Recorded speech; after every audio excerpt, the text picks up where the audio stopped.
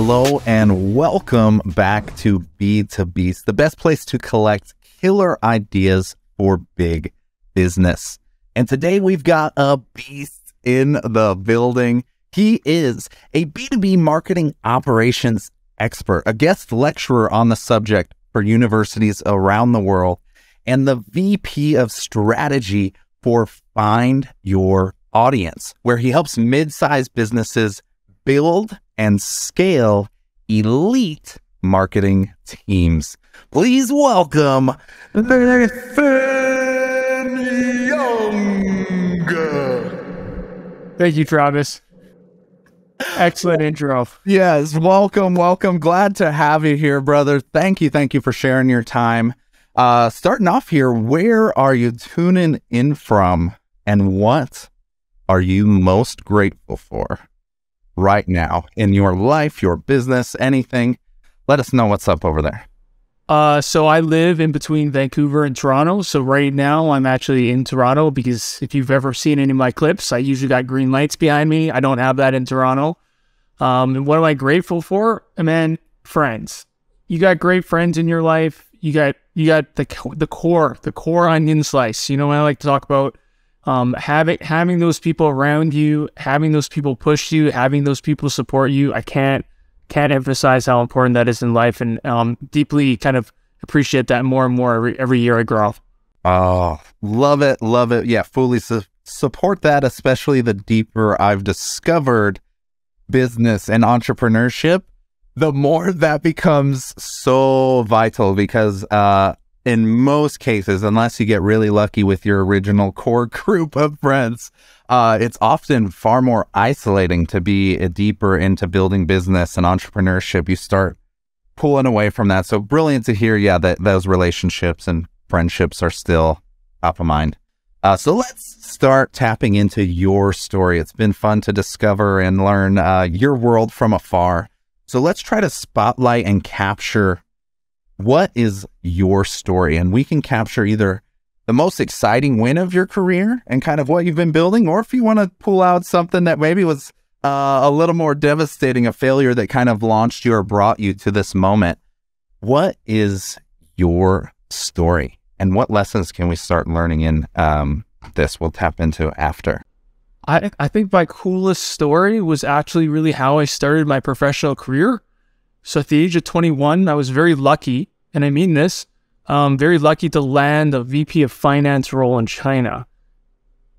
And that was not through like traditional means. That was like pure hustle. It's a long story, but like back then the iPhones just launched and no one could get iPhones. And China people wanted the iPhones from North America because China iPhones were locked. And I literally bought 2 iPhones because I had one of my friends pull like the biggest heist ever. She didn't scan in the inventory. I picked up the 2 iPhones, and I kid you not, 2 weeks later, or actually maybe a week later, I flew to Shanghai, didn't tell my parents. I flew to Shanghai, I knocked on this guy's door. I was like, you had people all across North America looking for iPhones. I got you the iPhones. I want a job. And I got my job. So I was working for him, and then ultimately he was like, hey, we need this role. Do you think you can do it? I was like, sure. And honestly, it was a grind. So for a year and a half, I was flying all around China, United States. I was fundraising, and I was a VP of finance at the age of 21. And honest to God, it was some of the scariest meetings I've ever had. I was working with Carlton Fitzgerald. I presented in Shanghai. I wore fake glasses because people were like, I don't trust this guy.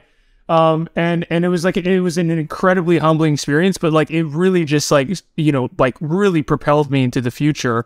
And I think it kind of helped me shape what I do for marketing right now, because after that, I was a management consultant for a couple of companies and really transitioning them into different industries.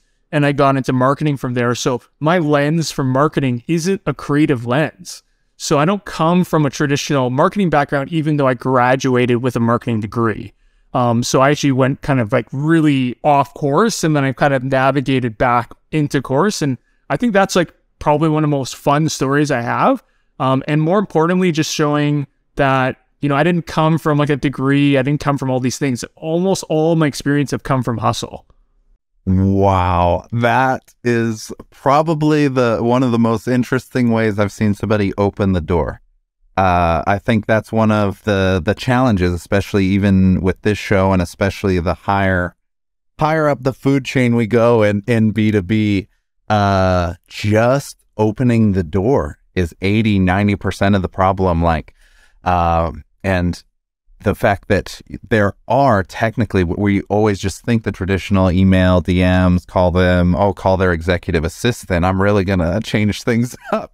But everybody's thinking that. Nobody's thinking go become an iPhone smuggler and land a VP role at 21. Absolutely amazing. I think it really just shows the power of going against the grain and doing things a little bit different. Mad respect there.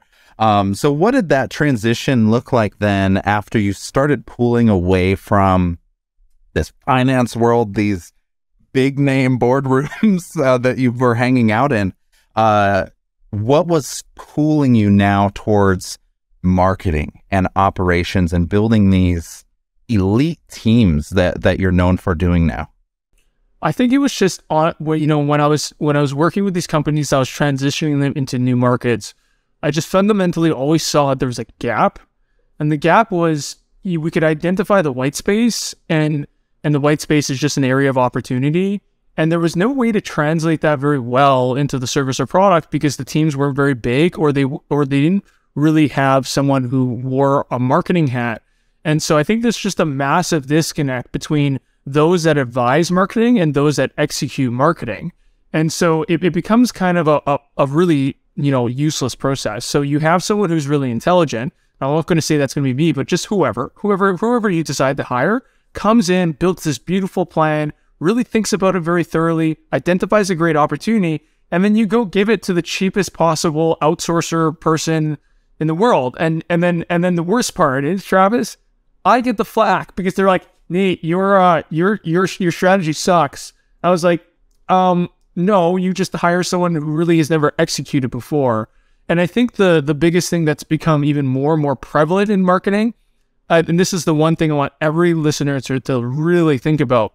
Marketing is the only job in the last, call it 5 to maybe even 8 years, where every year we get slammed with a new technology or a new thing that becomes our responsibility as a department. The accounting department, that doesn't change. You get some accounting things change once in a while. Tax changes once in a while, but you pay another advisor to do that.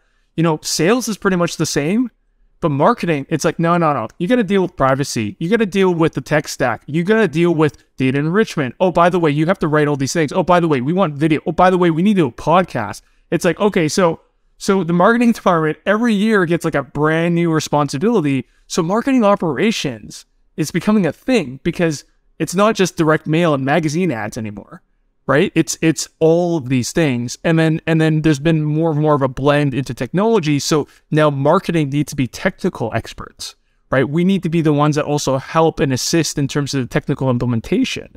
So like marketing was just like this creative thing before. Now it's really becoming like a heavy operation thing because we have to take care of so many more things. And that's really where I started to see a great opportunity. And that's where I really wanted to be because I was frustrated as an advisor. Great ideas, poor execution. I want to do it all now.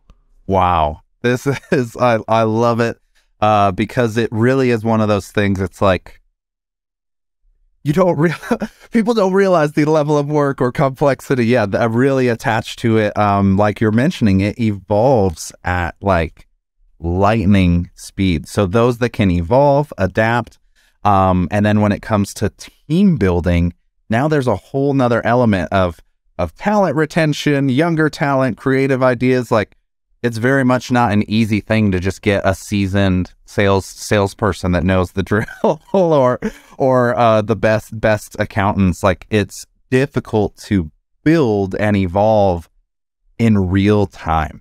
So let's explore your vision of a team. We're in a weird realm in marketing where there's lots of, because of what you're saying, there's now fractional marketing individuals, departments that just like basically just give the whole marketing department its own lane and its own category.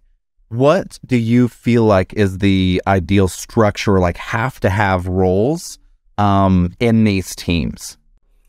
So usually, I've done some lectures and some kind of things for a couple of venture capital firms, and one of the things I like to really explain is it depends on the maturity of the function.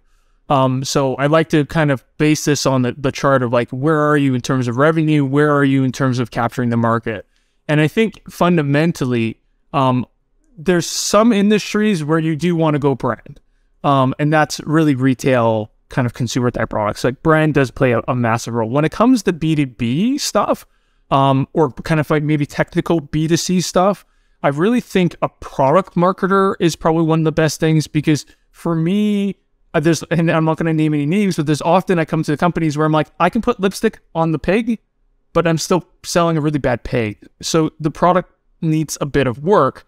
And they kind of forget that marketing plays this key role in driving some decisions. And sometimes that's from a technical founder, but often if it's not from a technical founder, it's really coming from a product marketer who's really driving a very strong cadence around, I need customer feedback and I really need to drive a great product. And the feature and that roadmap needs to be based on that customer feedback loop. And that is then going back to the sales team and ensuring they are also trained and knowing to bring that. So I think number one thing that I think for most technical products, you got to have a product marketer. And that product marketer is also the person that's going to be creating sales enablement tools for you, because that person is also a person that understands the tool and understands the customer. So it's a great bridge in ensuring that the sales enablement tools are as good as they can be. And then you can kind of start looking at getting into a demand generator and all these things. But generally speaking, unless you're like a product-led company straight from the get-go, like we're talking about bootstrappy type founders, usually there's a sales team. Usually that person needs to be enabled. And the way I like to look at it is a product marketer is like that right hand to that salesperson. So start with the product marketer, then you want to look into demand generation. And then if you cross the chasm, you know this product market fit, you've got traction, then start looking at brand, because that's where awareness is going to start differentiating you. You want to be top of mind for your customers. And when you're top of mind, there's this huge leverage point from doing that. This is powerful. This is brilliant, because you really have a unique perspective, especially from the inside, and recognizing the true challenges and then also the true opportunities that really are at hand here. So love seeing that product focused individual kind of leading the charge there first, and then letting the rest of the dominoes fall. Absolutely brilliant. And you mentioned a key piece that I think is also becoming a new evolution, and especially in B2B, is now sales and marketing are becoming this hybrid world, and some people are loving it. Some people think like the world is collapsing and they don't know what to do with, now that sales and marketing is becoming much more of an integrated role and or department. So I'm curious to hear from your world and your stories. Do you have perhaps any horror stories of sales versus marketing, or the opposite, any glorious opportunities of stuff that are emerging of companies or teams doing this right? There are some really interesting models that I've run into, such as, the marketing team actually having their own kind of appointment setting SDR team, so a qualifying team. And that's actually owned by the marketing person. And that's kind of interesting, right? Because if you think about it, like a lot of times on a KPI perspective, we get measured on something called MQLs. And one of the driving factors is making sure our MQL and SQL conversion rates are good. And that's an indication of quality. But we actually have no power to push the sales team to increase the velocity of response times to actually respond to the inbound leads. That's predominantly our job, if you really think about it, because we actually know in real time when our leads come through, but I don't actually have control, or actually really like maybe some insight, some oversight as to how that SDR team or whoever is actually qualifying that person. But ultimately, like usually it's kind of like, okay, here you go, sales. But then we get measured on the conversion rate, because that's an indication of quality. So there's a really interesting blend there. The other things that I think are also interesting is, so I'll preface that scale causes problems. So you start to see call it hunting and account management problems when you get to a larger size, because you need to do more. And when you need to do more, you kind of need to focus on what you're best at. And so in the larger organization, it is becoming interesting to see that also marketing is taking care of hunting, which means we take care of the technical implementation of actually doing online prospecting and all of that TAM work to actually get those lists, because it's very technical. And usually the salespeople aren't technical. I'm not saying that all salespeople aren't technical, but if there's a full department of people that you pay for to get your Salesforce implemented, I could say that there's some technical implementations in like marketing stack and sales stack stuff. So we have started doing more and more prospecting stuff, which means like a lot of email infrastructure, sending out the emails on behalf of the sales teams, and doing all the cadences, and that's literally not something that they touch anymore. So that's something really coming, into a headwind, or sort of like a point in the future. So I feel like sales and marketing are almost becoming a blended CRO role, like a chief revenue officer role, where you're looking for someone who actually really just focuses on our revenue, and it doesn't matter if it's outbound or inbound, and all these like lovely we try to make this like hard fast rule of like what marketing is supposed to do and what sales does, but ultimately it's just revenue.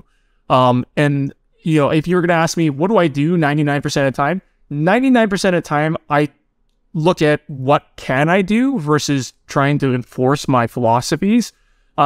We do generally want to be an entity that like maximizes the productivity of our sales team. So some people are like, "Oh, Nate, you got no KPIs," but I'm like, "Yeah, I'm like doubling or tripling the productivity of your account management team or your sales team, right?" Because they're not touching their PowerPoints, they're not writing anything. They're literally engaged in literally the best thing they're supposed to be doing, which is like making our customers feel like heard and making sure that we're solving their problems. And that's all I want them to do. And they're doing that by phone or presentation or webinar or whatever, but they're not touching anything else, right? And that's kind of like one of the main things I come to. It's like marketing isn't just about inbound. Marketing is also about like doubling or tripling the productivity of your sales team. Wow. Love hearing this, because a lot of, especially the more stagnant the company, the more old school, they're just used to looking at their monthly numbers. It's becoming, especially in this digital realm and dark social theories, very difficult to attribute where anything is coming from somebody's LinkedIn post, then a follow-up on a podcast, and then a TikTok video they saw, and then they emailed you after. And you're like, good luck tracking that one. Like, no way. And Trevor, I want to add a point to that. You're talking about attribution. For anyone here that thinks your key to success is attribution, I want to leave this one bit. Unless you're going to tell me consumer privacy is going to stay stagnant, or in fact, we're actually going to be happier with less privacy in the world, I need you to know that the more you invest into attribution, the more you're going to be running up a hill that's going to be sliding. Because every day, every year, we're going to have new privacy rules, more privacy mechanisms. Apple is going to come up with something. Every single year, you're going to face one more challenge about how you can attribute. So just think about the attribution issue when you want to invest in it. And on top of that, even if you want attribution right now, even with the best stack, unless you have a fully closed loop. So the best example I give, Starbucks app. Fully attributable. So unless you're doing a Starbucks app, you ain't going to get one-to-one attribution. You're not taking the payment. You don't have their app ID. You don't have their phone. Like, if you don't have that closed loop system, you're not going to get attribution. You're going to get a theoretical attribution. And that is a great trending thing to measure, but it's not absolute. So if you want absolute, I'm telling you, it's an expensive endeavor, and it's going to be going against the grain in the long run. Gold. So much gold. I'm loving it already. Would love to now take this one level further into your specific approach and in understanding how you bring all of this methodology and all of these concepts that I am very much resonating with. I'm buzzing over here. I wish we heard more of this. But let's tap into your secret sauce. So your specific system or process or strategy for building these teams. What exactly does that look like? And what like homework or checklist can we build for business owners and or CMOs, CEOs that are right at this level of needing to either build a hybrid team or the siloed one or hire a CRO or whatever? What is your approach to that process, and how can we kind of give some checklist homework for the listeners here? So before building the team, let's talk about, what do we need to focus at? Because I think that's like the hardest thing. People are like, where do we focus? And there's kind of two things that I focus on. One is what I call the customer journey. And at Find Your Audience and myself, I kind of have this idea. I simplify complex things. And so I like to say, look, a customer journey is a journey from 0 to 100. And there's dozens, maybe even 100 touch points. I think Google produced something that said, it took over like 20 plus weeks or something when someone finally bought the Hyundai that they were looking at. But it was like 72 touch points between there. So the reality is you have all these touch points that influence, whether it's this podcast, whether it's a forum post, whether it's a friend or a niece or cousin or whatever just talking to you, whether it's a video on YouTube, whether that's like a display ad you see in the corner of your eye. We all have these touch points. And I think the easiest way is just talk to your stakeholders and your team and go through like this anecdotal, very clear, anecdotal, not scientific. Don't invest for the scientific. Okay? Just start with the anecdotal. What do you think this customer journey really looks like? Does it start with Google? Does it start with a forum? Does it start with a referral? And then be honest with yourself. What one of these touch points do you think influences things? So start assigning some values. 1 point here, -5 points here, 75 points here, 25 points. Figure out this journey, okay? And then from there, I need you to think about two things. What is sustainable? What is practical? What is sustainable is, can you do it for a long time? What is practical? Can you do it well? Then look at the map and go, these are the tactics that we know is both sustainable and practical for us to execute on. And that's where you start. So whether that's webinars, whether that's going to conferences, whether that's pounding the phones, whether that's sending out emails, whether that's being on LinkedIn and generating content, whatever it is, that's where you're going to focus. And the reason I say this is you're going to spread yourself thin. You're not going to execute well. You want to get the benefit of every channel, and that only comes when you're upwards past 80% of the execution. And that means you got to be focused, because I can guarantee you right now, if you're having this conversation, you're resource constrained, right? Every person doesn't have $4 or $5 million budgets to have a full team and to do everything they want. You're constrained. So do what is most sustainable and practical for your organization. Now you've gone to the point where you're doing that. Now you got to expand. So go back to the anecdotal map. That's where you're going to hire, right? You're going to be like, I know that SEO, that's like always number one. We couldn't do that when we started. Okay. I'm a founder. I'm really good at sales. I'm really good at conferences. So I'm going to focus on that. I'm going to have a good website at least, but I'm not going to focus on SEO. I don't have time to write content. I don't have an expert. So your first step is, okay, I've maximized my conference strategy and my tactic, and I've executed well on that. I'm capping out. I got to increase my channel. So let's start engaging the channel of SEO. So start looking for a content person. Start looking for someone who has the ability to do that. And that's likely going to be freelance. Do not hire someone full-time. It's a waste of time. You're not going to be able to do it, right? Get that scaled up. Then once you figure that out, that process out, then you can start moving into other things, right? Going back to this map always. How are you going to execute well on this map? And, sooner or later, you're going to have to do demand generation. You're going to have to do ads, but you're going to have an expert to do that. So that's the process. Kind of do the channel well, do the tactic well. Once you feel good operationally, then move to a new channel. That's usually how I like to do it. So much gold here again. That's like a little CMO power course here we just stole. Thank you. I think that order of operations really resets the proper priorities. It's so easy to get pulled to the shiny object syndrome, dozens of channels, this, that. So focusing on what really is practical, sustainable, and working, and then cranking it up. Brilliant, brilliant approach. So that we will definitely be utilizing. So let's tap into now your personal side. Clearly, you're doing something right over there, rocking and rolling. And your day-to-day approach or your mindset seems to be in a different frequency than most of these folks. And I'd love to explore and understand that. What does your day look like? What habit or task is non-negotiable for you? Like, what pieces of your day just have to be there? And yeah, we can absorb, see what the heck is going on over there, and and we can unpack it. But what does that look like for you? So days pretty busy. Are like I'll be honest, the business takes up a lot of time. We've been growing significantly. But I think if there's like one thing that's really non-negotiable is really just learning. Like I'll give you an example. I can code in Python. I code in HTML.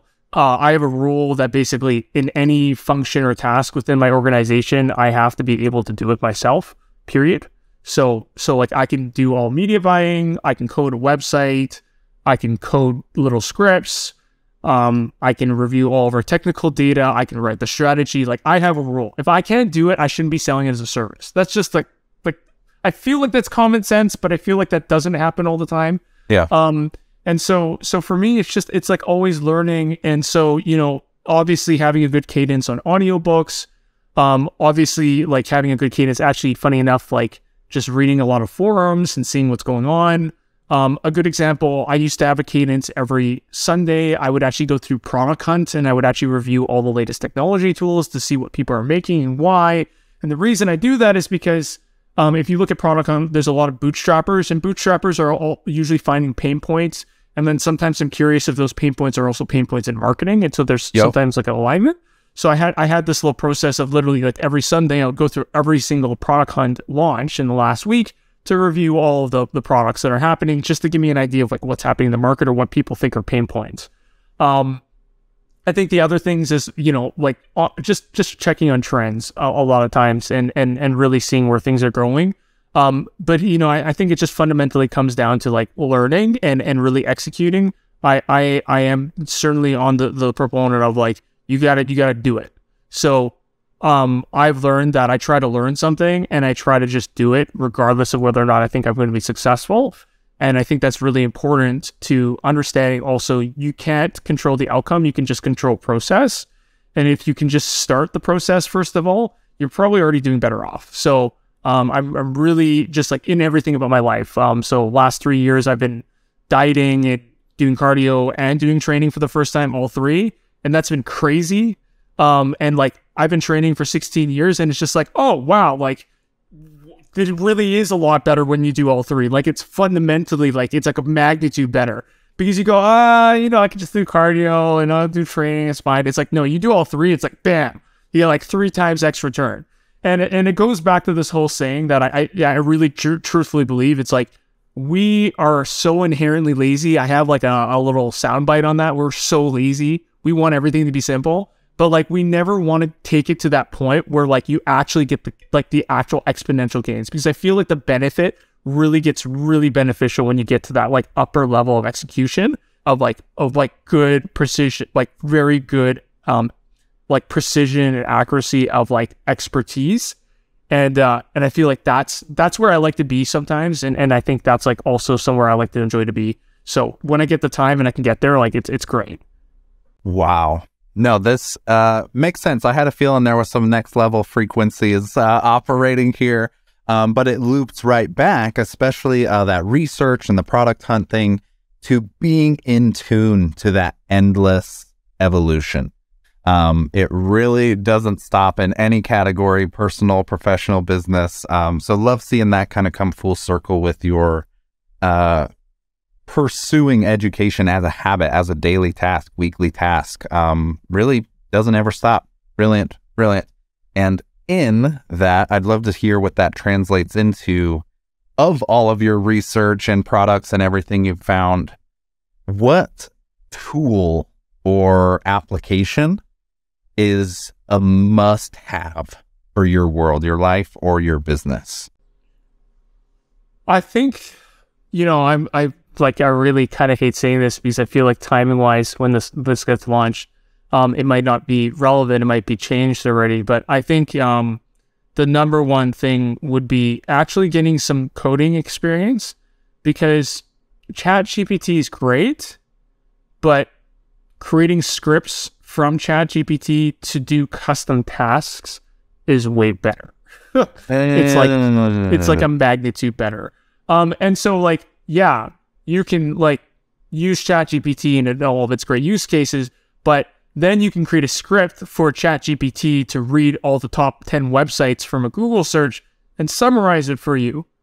Now, you could do that yourself, but that would take a lot of time. So the nice thing is that ChatGPT can fundamentally cut down tasks in terms of just time to consume. And that, I think, is really a crazy productivity hack. I know there's these things like AutoGPT, and there's still a lot of things that are required to really fine tune things. But if you use them in tight use cases, they can really change just how much faster you can consume information. It's kind of how there's a lot of these 10-minute Cole's notes about books. This is 10-minute Cole's notes of anything you want. Think about that. 10-minute Cole's notes on how to become the best chef, or whatever you want, literally whatever you want. Yeah. And you can script that yourself and you can just launch it. And it takes you 30 minutes. It's crazy. So I think that's probably the biggest productivity hack I have right now. And tool wise or anything else, just good health stuff, really. I have a theory of life, and the theory of life is everyone has 100% willpower. You wake up with 100 units of willpower every day. And then there's emotional stability is a factor of that. So say if you're really unhappy one day, you're operating at 50%. So 100 times 50% equals 50 points. And then you plus your knowledge. So how much knowledge you gain through your life, and then that's equal your output. And so when you have output, you can apply it to knowledge. So it is a circular formula. And so I think just if you want to talk about really hacking your life, trying that way to balance your happiness is super important, because you got to remember every day you wake up with 100 points. If you're not happy, you can't use all 100 points. You won't be able to use your 100 points. Okay. You're going to lose that.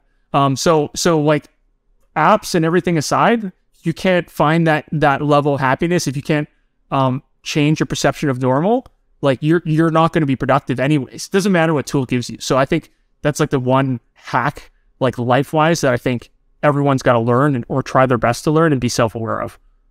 Amen. Now that is one of those compounding ROI type of things that when you do have it in lock, everything else that happens has that increased returns. Yeah, for sure. Absolutely amazing. Loving this. So we're going to jump into the world's quickest game show ever. We're going to play this or that. You're going to get 2 randomly generated options. All you have to do is choose one of them. And at the end of round 3, we got a special prize for you. Are you ready to play this or that? Yes, sir. All right. I'll be learning these with you. So here we go. Round 1. Would you rather have no hair at all or hair all over? No hair. No hair. That was a very quick response. I love it. All right. Night owl, early bird? Early bird. Okay. All right. And the last one here, super simple. Rice or pasta? Rice. Oh, of course. If I was Italian, maybe. Oh, I mean, no. Let's go straight to my roots. Oh, there's no judgment here. I would 100% be on the same team. Well, there you go. You just beat the game, Nathan. Your prize.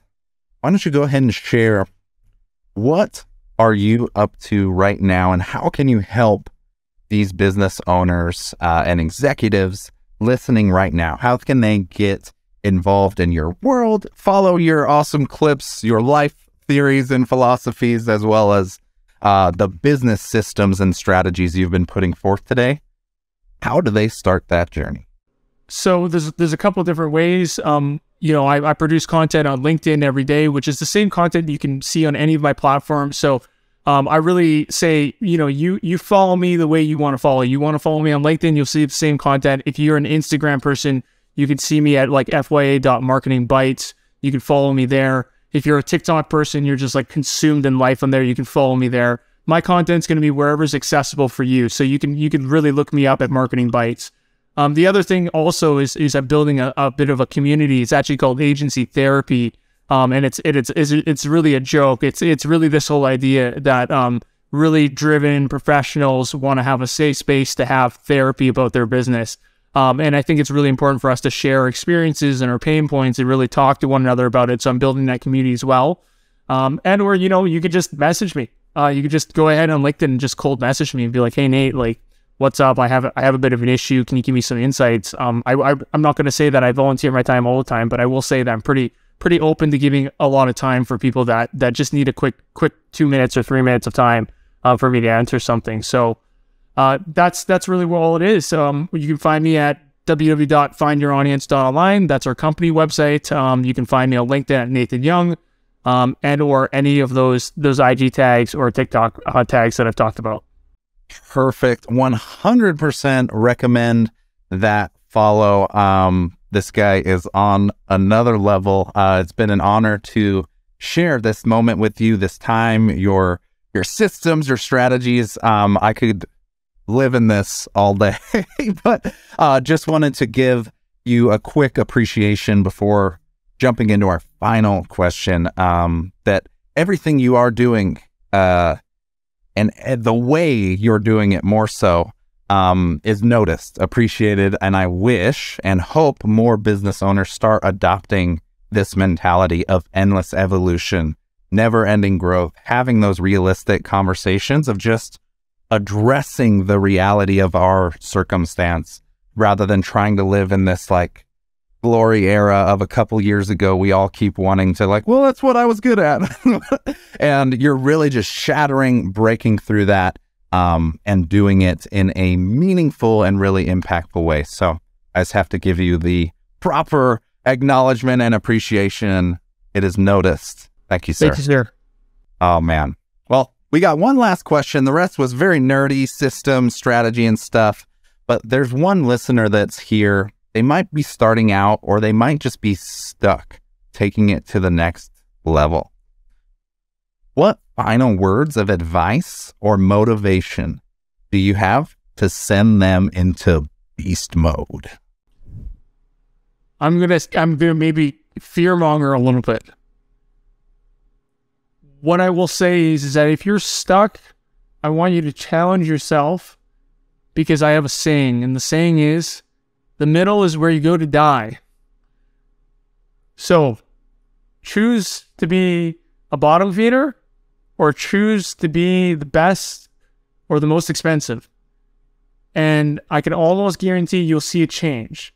Trying to be in the middle will really be tough. I'm not saying that no one can do it, but I'm going to say it's tough.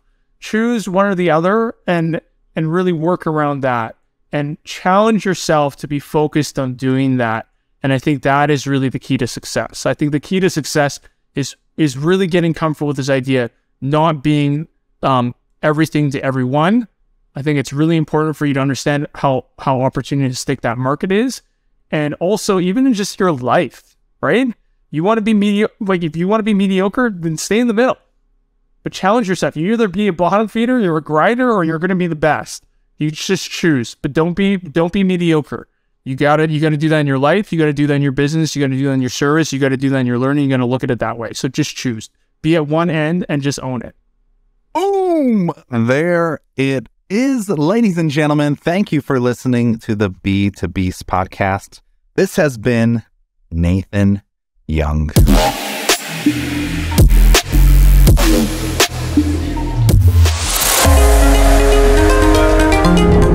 You're a beast.